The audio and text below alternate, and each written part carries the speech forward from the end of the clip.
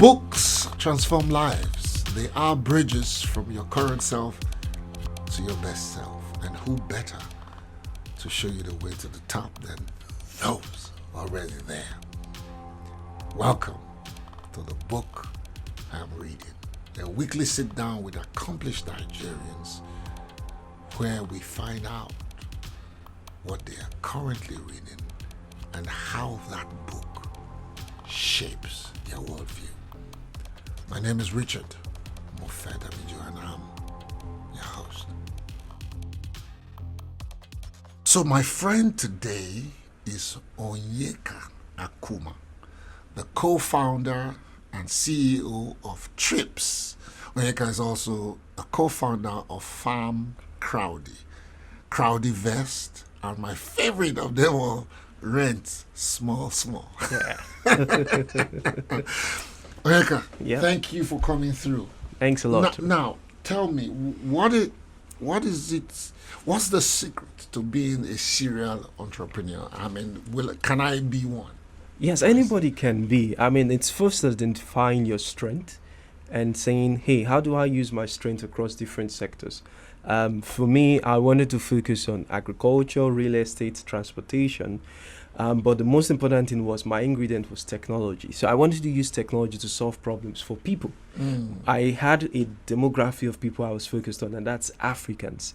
And so it was taking technology and using it to create solutions for people to eat more, and for people to stay in better shelter, and for people to commute a lot more better than what they experience in Africa. So that is the secret. It's first having that passion for people, having the demography you're focused on, and then having some secret recipe that you will use across those sectors.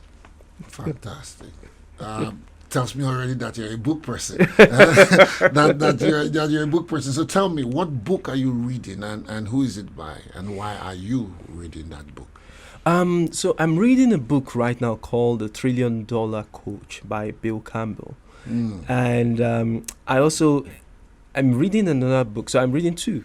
Actually. Oh, I love people who read. I read like 3-4 books or more. Fantastic. Yes. Fantastic. Yes. So, depending on the phase in my life, I pick a book to read to just get to understand what to do and how to make better decisions. So there are two books I'm reading now. $1 Trillion Coach by Bill Campbell. I'll talk about that. And then The Startup J-Curve is the fourth time I'm reading that book by Howard Love. The Startup J-Curve. J. Curve. Yes. Oh. The Startup J-Curve. Oh, I mean, explain it to me like I'm a 2-year-old. Okay, so the Startup J-Curve is simple. So you know the letter J. Yes. But this time around, you do the J like it's facing down. Okay. And so you have the point where you create ideas, and that's the first point in the Startup J-Curve.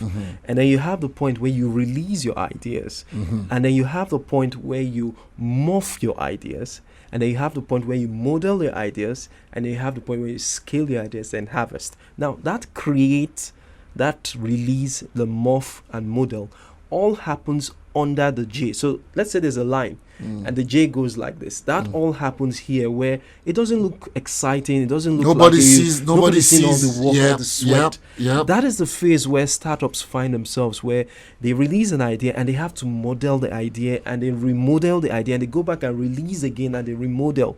One of my businesses is going through that phase, and that's why it's important that I read again and again on that business model around the J-curve, and then eventually identify a model that works after we've mitigated all the risk in starting up that business. And once you find a model that works, you scale it and then you harvest. So that's the whole concept of the Startup J-Curve. And it's exciting because everyone that is launching a business or is growing a business find themselves at some point in that J. So that's why that book is really exciting for me. Is there a book that tech people have to go back to every now and then to refresh and to see if they are doing the right thing, if they are following the right process? I think it's everyone. It's not just to one industry being tech. If you're an SME, you're a fashion designer, you're into film production, but your business is at a certain stage. As long as your business is at a stage you can identify, you're either at the stage where you're creating the idea, or you're in the stage where you're releasing the idea, so you're launching. So you have a date when you've finished creating all the concepts, you've identified the money, the resources you need. Now you're launching the idea. And so that's the release stage. Now at the release stage, you will then find out that maybe I released 5 products, but it's only 2 that people are excited about. It's about time I start doing some stock taking and saying, maybe I should go back and remodel my business.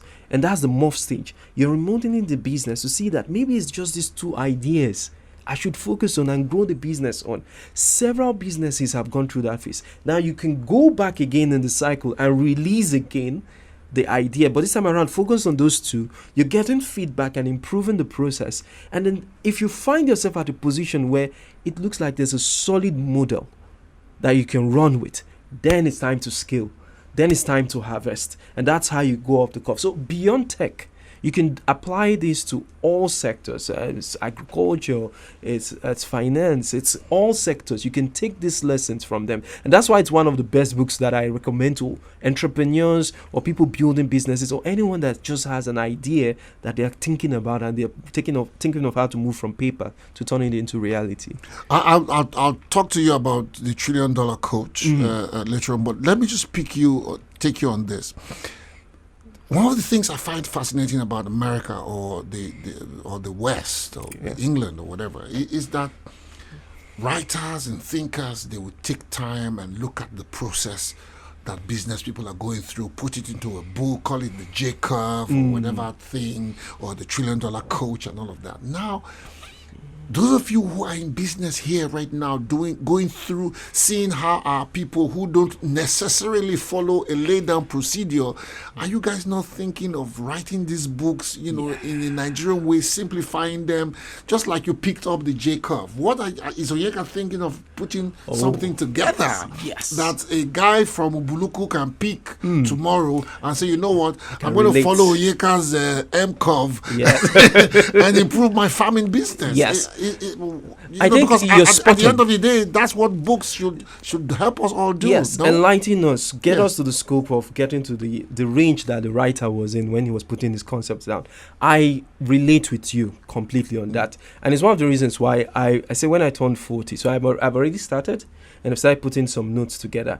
My life has been a journey, and a lot of people I've seen people say they were inspired by what I've gone through, whether it's the failures I've had or the successes I've had, or just my own core values of how I do things. And so I want to put that in a book. I owe that to myself to do that, and I've already started that. I have 3 more years. I'm going to be 37 next week, so 3 more years before I become 40.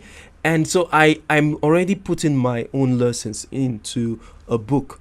And it's something I encourage many other entrepreneurs to do.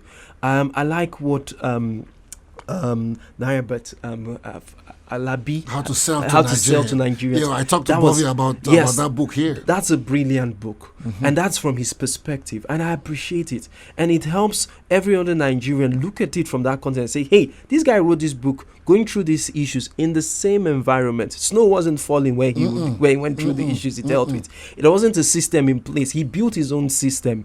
And so that is what I will encourage people to do more. I'm doing that myself with my own story. I'm doing that also with how I've gone about dealing with businesses and dealing with boards and dealing with investors in my business. I'll put all of that into that book, and I look forward to doing that at the age of 40. But I'm saying this openly. It's something I want to read about everyone that has succeeded and failed in Nigeria. I want to learn from them, but it's a culture thing where people don't want to talk about failure. Yeah, they see it like a wrong thing, but it's what kicks you really. It is. It's failure is not really failure. It's only failure when you go down with it.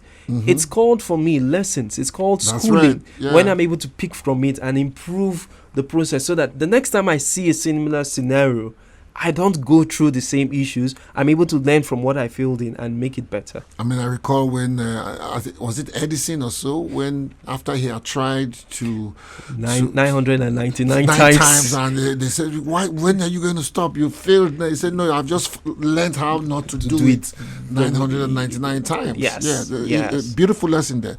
Talk to me about Campbell and the $1 trillion question. $1 trillion coach. He's like coached almost every great person. Yes. Including Jeff Bezos. Bezos, Steve Jobs. the Google brothers. I'm sorry, the Google founders. Yes. Larry Page. He's coached literally everyone. And now he's coaching you. Oh yes, through his book. Even Yeah, if he's that's- gone, even if yeah. he's late, he's coaching me he's through his coaching book. you through his book. Yeah, so what happened was one of my investors in my startups acts like Bill Campbell to me. And he's regarded as the father of the internet in Canada. His name is he doesn't like me mentioning his name that much, but Bill, and he's a very, very good coach for me. And so he told me to read that book and to understand what he's trying to do with me. And so what I did was I went through the book. I started reading the book, and I understood clearly how Bill was able to manage coaching these many CEOs and turning them into very productive, energetic, and empathic individuals that build successful businesses. That book, I've just got into the third chapter in the book. And in the first chapter, I already understood the place of how to handle my meetings better, how to get into the meetings and connect with my team members. One of the very striking things you hear a lot in the book is it's about the team. It's about the people. It's not about you. There's another line that says, you are a manager by your position, but you're a leader because the people tell you. Mm-hmm. And I like that. I like that. Say that again. Say that again. You're a manager because of the position conferred on you. Yeah. But you're a leader because of the people. That's right. So and that speaks volumes to where people have to focus on the most important critical part of your business, and it's the people working with you. From the people working with you translates to the people that you're serving outside. Mm-hmm. I had somebody come in yesterday to my office, and she was asking me, I'm trying to pay people in my company, but I hear this thing that you can't pay more than what the CEO is earning. I'm like, are you serious? I was earning a tithe for 2 years of what I should earn, and I was paying people like 10 times what I was earning in my company for many years. And what I got was the results from them that made me wealthy or made me earn the money back in many, many folds. So I said, when you're starting up businesses, you earn the least. Yeah, but some people think that the CEO must still earn more than in fact 2-3 times the next person closest to him. And so in that book I was able to see that I wasn't alone in thinking that way. Pay people well, allow them to innovate. He talked about innovation being craziness that has structure. Organized chaos. Yes, but it's working. Businesses are running, and then things start happening. Because one of the things I picked this morning before coming here was where he said that you can have people that are obnoxious, you can have people that are really, really centered in themselves, but they are geniuses, and there are people that don't necessarily work with everyone in the company. He said you should find a way to get these people to understand how to work with you. You should now be a coach as against being the manager to those people, to let them understand how to work with people. That's the primary thing you will get. If you get that, all their geniusness, all their craziness will translate into value in that business. It talks about so many lessons I got out of that book in the first 2 chapters. I'm excited about going on with the remaining chapters, and it's all about teams. Google became successful because of the teams they were able to recruit into that place and allow people to exert their energy and express themselves. So that is where I am getting, because what is happening for me is one of my businesses has now expanded beyond Nigeria into Ghana, and it's about to get into which is that? Trips. So Trips has moved from Nigeria. It's now operating in Ghana, and it's about to do the same in East Africa. In East Africa, precisely in Uganda. And so we're in a place where I have country managers in different regions, and I have to manage different businesses. And we're also in Canada, so I have to manage different country managers. These are brilliant people. We acquired their businesses to join us, so they're not people you just tell things to do. These are entrepreneurs that build their own businesses. So the excitement to do that is there, but making sure I manage them effectively to deliver the results we want is the reason why I picked up that book, and it's doing some magic for me. What do you think, in Nigeria, in the Nigerian tech space or business space, what do you think is wrong? Because a few not a few, quite a bit have failed. And people are complaining. I mean, I told you when we were having a private conversation, I told you about Agrivest, Yes. about all this farm crowding Yeah. and all that.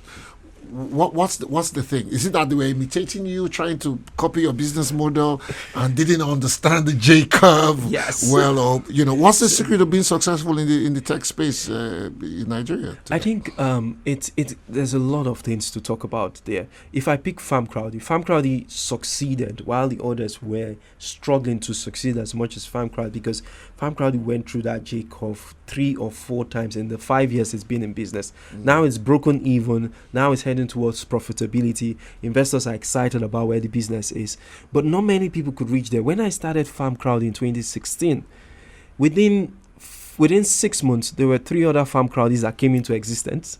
As soon as we raised our first $1 million, there were over 30 different other businesses that started. One of the days I was engaging with the CEOs, and I was saying, so how long does it take for a cassava farm to go through full cycle? I was like, 3 months, 6 months. I'm like, are you kidding? So you're running an agric investment company, you're raising money for cassava, and you don't even know that cassava should run for 12 months. You're telling me 3 months, 6 months? So it tells you where a lot of those entrepreneurs that started those businesses, especially the copycats, had it wrong in the fundamentals of why they were even starting their business, and were always destined to fail. But coming back into the general cycle beyond agriculture and focusing on Farm Crowdy, just speaking generally about businesses, 9 in every 10 businesses actually fail, and it's not common to it's not unique to us in Nigeria. This is something all over the world. What is important is that business owners understand how to take the lessons from those businesses and do better. I failed in my first startup. It was called Quickgist. It was a social news aggregator in 2013. This was me. I had finished working with Deloitte. I had worked with British Council. I had helped Jumia to launch in Nigeria. I was employee number 1 there. I had seen people raise money, and I said, let me launch my first business. I'm ready. I have all the knowledge. I raised even investment. And 6 months into it, I found myself in a place where my house rent, I was using to pay salaries. And that business went down. Eventually, I had to. You hadn't read the book then. Oh no, Jacob. You hadn't read. You worked from just residual knowledge. Oh yes. And what happened was I sold the company to Business Day newspaper in 2013, 2014. Then I went back to work for someone else because I felt like there were things I was still missing, and so I took that time to work again. It took me 10 years from getting out of school to then launching Farm Crowdy with all the lessons I got in between that time, to then find out how to properly launch a business. Even when I did that, there was the risk of it can still fail, but this time around I was a lot more careful, taking from the lessons I learned from the previous failure, to use it to make this better. So I think ideally every entrepreneur should see failure as part of the journey. It's your MBA class in entrepreneurship.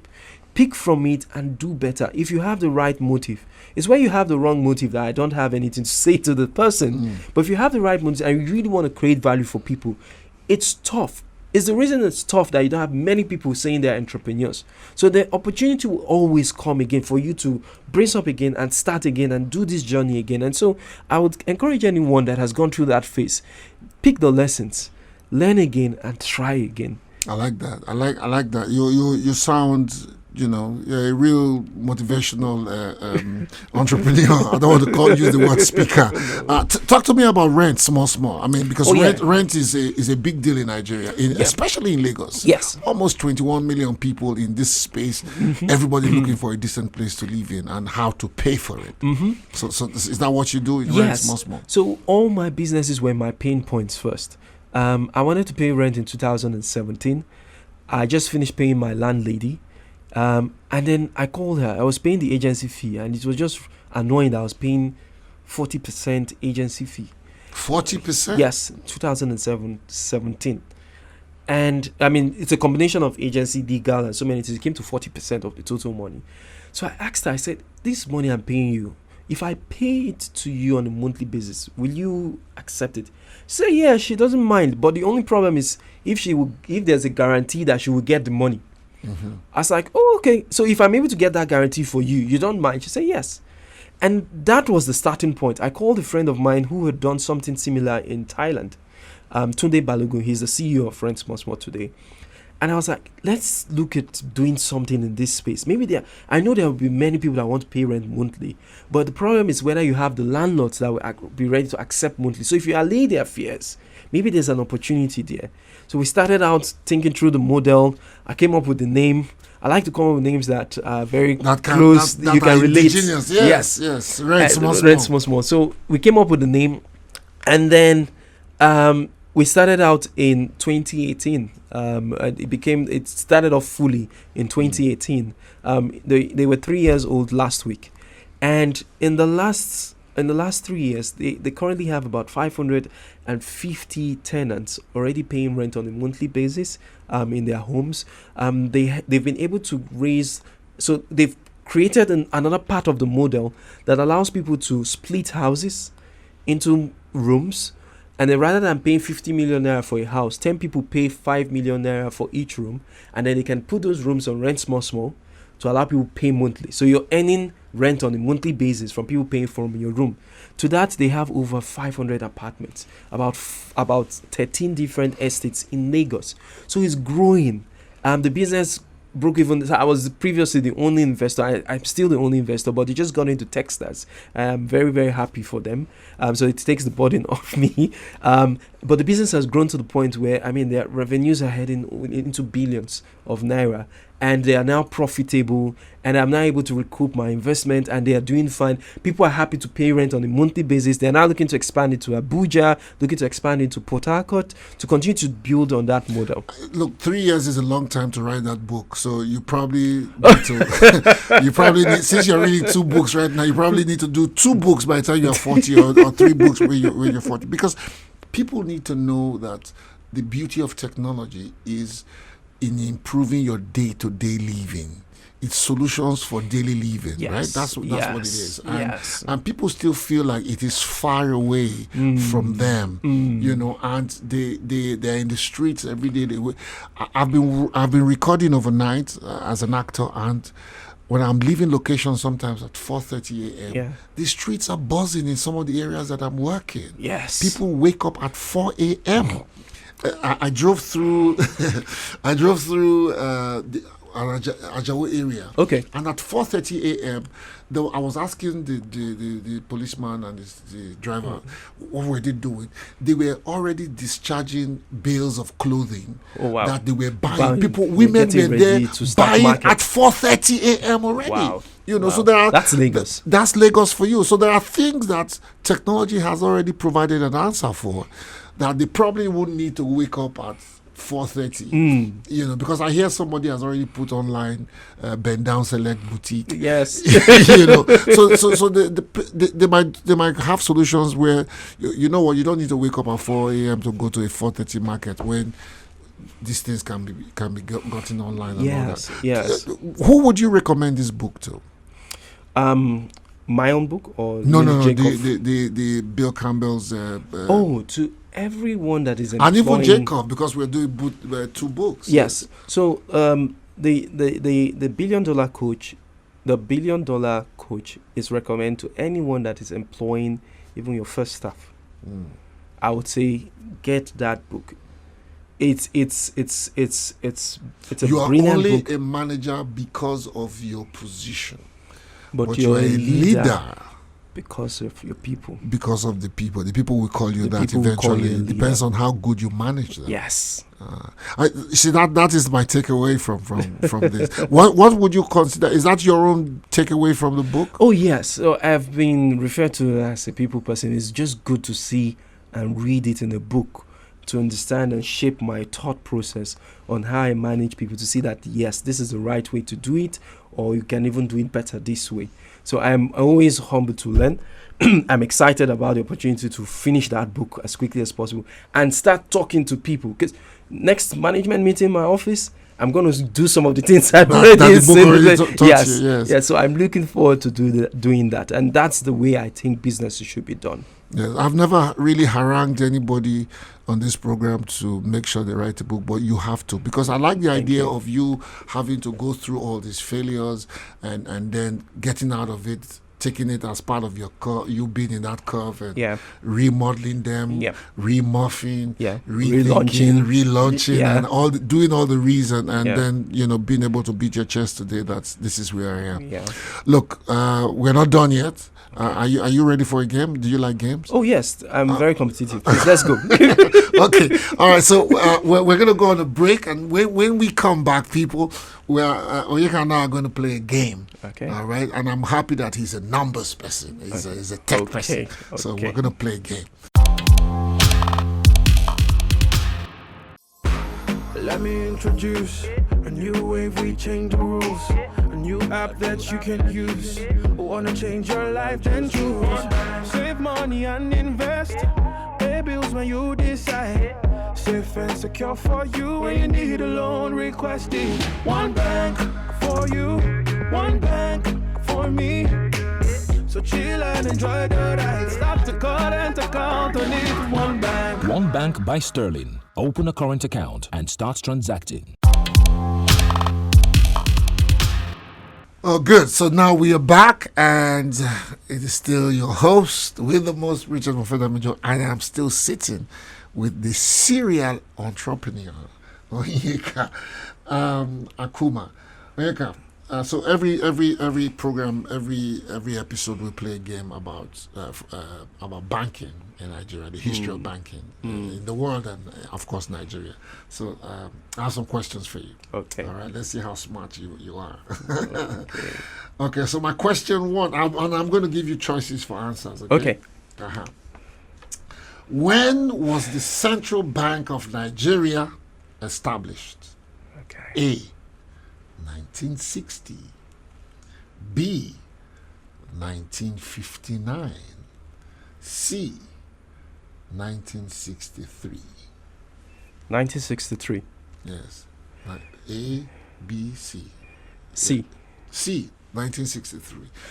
Well, if you had said A, you would have been very close, because 1960 is our independence, and then,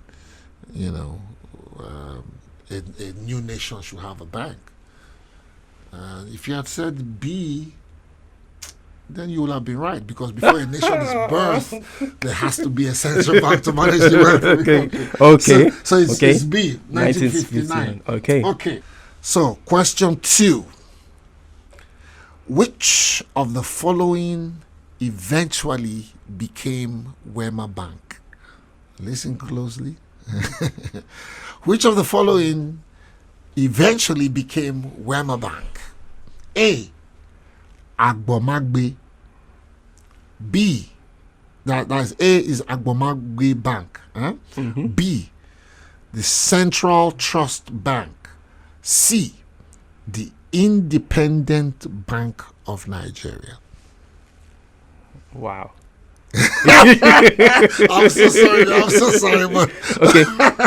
So Do you want me to repeat it? Yes, the first one shocked me though. Yes. So, You didn't know that there was an yeah, I Agbomagbe know, Bank? but not Wema. Agbomagbe Bank. A. B. The Central Trust Bank. C. The Independent Bank of Nigeria.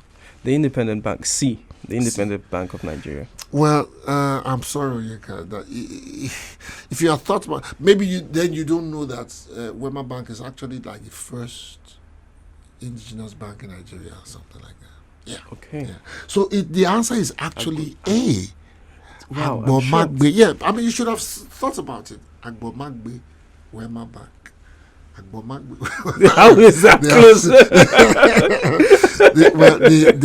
The real answer is Agbomagbe Bank. Okay. Okay. And that's what morphed into that's what morphed Yes. into So Wema I'll never Bank forget that. of today. now. Yeah, I find this book, The Truth About Banking, very, very interesting, because there are things you take for granted, and then when I ask guests questions from the book, I just find that it even illuminates me, Yes, as well. yes. I've been So the book reading is The Truth About banking. It's by Sterling Bank. It's put together by Sterling Bank. I'll get it. Nigeria. Yes. Yeah.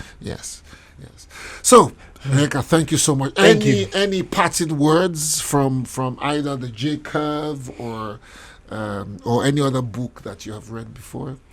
There's one I just And don't love. forget, before you say anything, don't forget that you have promised on radio I'll give before that the entire book. Nigerians Yeah. that you will Publish. publish your own book by the time you are 40. 40, yeah. And we are doing 2 books now, not 1 anymore. Okay, that part I didn't promise.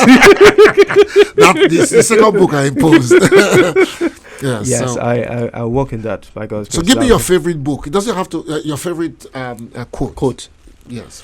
It's simple. It's 3 words.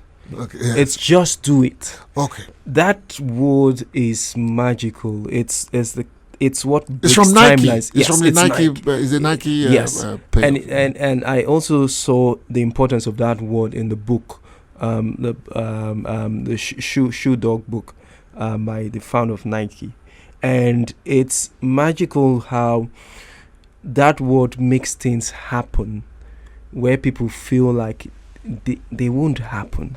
It can't happen. I mean, there's no possibility. And you find people that use that word and just break boundaries and just get things done.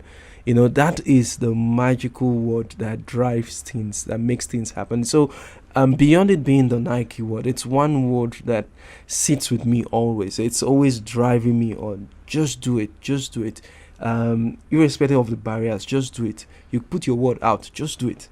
I mean, so many of my core values come from that, you know. So it's one word I'll part with and say it's something that drives me, and it's one of the strongest things I've read in the book. Fantastic.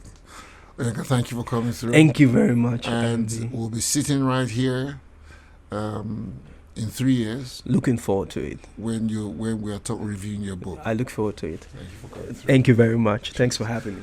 Guys, it is not over yet. You know, we can't get away from here unless we do story time. You know. All right. So when we come back, it will be story time. Let me introduce a new wave, we change the rules. A new app that you can use. Wanna change your life, then choose. Save money and invest. Pay bills when you decide. Safe and secure for you when you need a loan. Request it. One bank for you, one bank for me. So chill and enjoy the ride. Stop the call and to count on it. One bank. One Bank by Sterling. Open a current account and start transacting. So it's story time. Are you comfortable? Good. So let's go.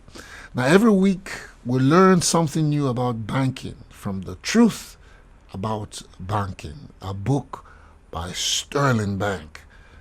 Last time we learned about banking in colonial Nigeria. And so today is as good a day as any to learn about Nigeria's first indigenous banks. In 1945, Akumah Bank was established as a private enterprise.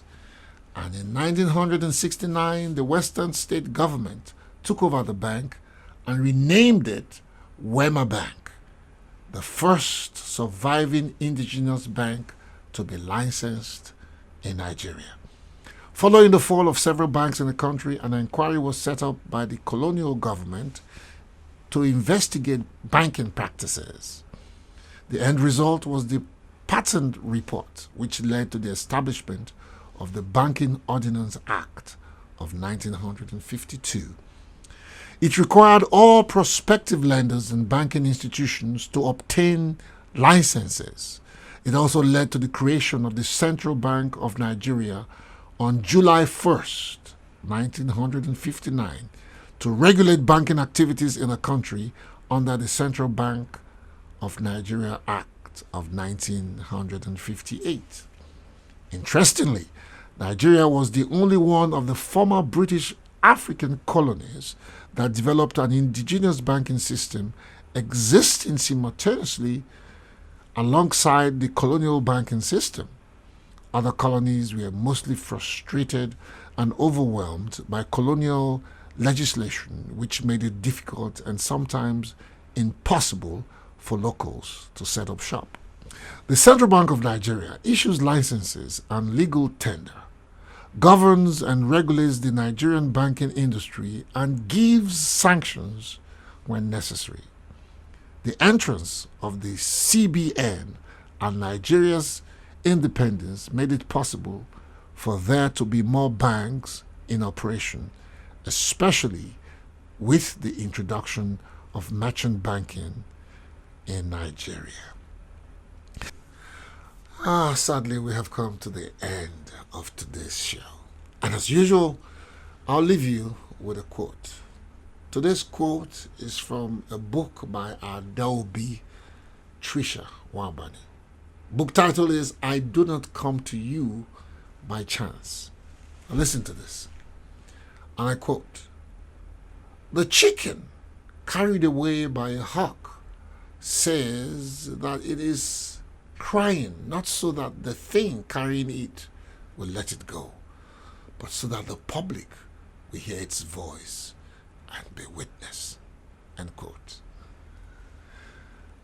Before we go, make sure you subscribe to our YouTube channel, Radio Now Studios, and text TBIR to 080968222595 on WhatsApp to join our book club.